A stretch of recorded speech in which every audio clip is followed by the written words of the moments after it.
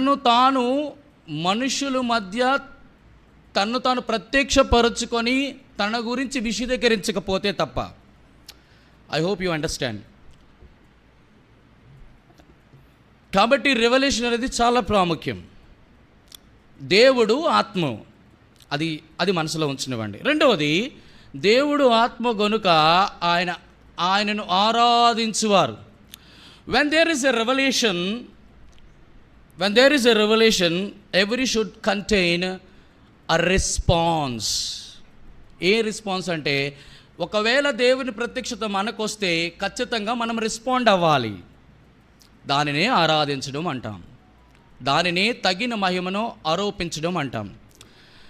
ఇప్పుడు నేను దేవునికి తగిన మహిమను ఆరోపించాలి అంటే నేను రెస్పాండ్ అవుతున్నాను.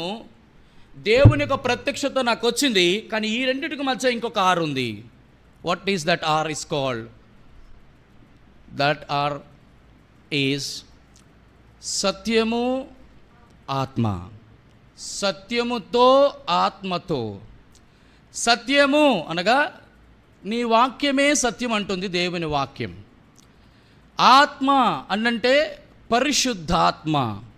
So these two are the resources for every individual believer when they had a revelation to give a perfect glory or absolute glory to God.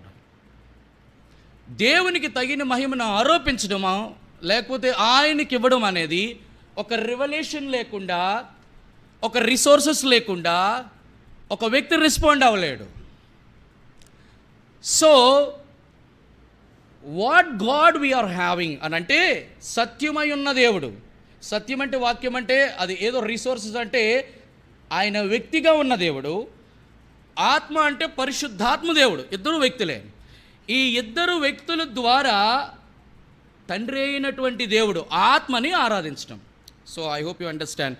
So కాబట్టి యెహోవా నామమునకు తగిన మహిమను ఆరోపించడం అనేది ప్రతి వ్యక్తికి ఒక ప్రత్యక్షత, ప్రతి వ్యక్తికి కొన్ని రిసోర్సెస్, వనరులు, ప్రతి వ్యక్తికి కొంత వాట్ వి సే రెస్పాండ్, ప్రతిస్పందన అనేది చాలా ప్రాముఖ్యమని దీని అర్థం.